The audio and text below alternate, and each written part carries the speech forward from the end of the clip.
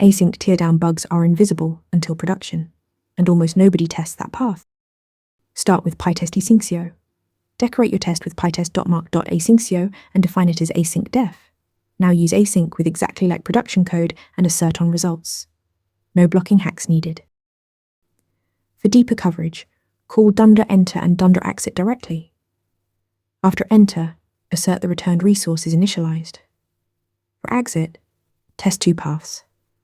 The happy path by passing 3 non-arguments, and the error path by passing a real exception type value and traceback.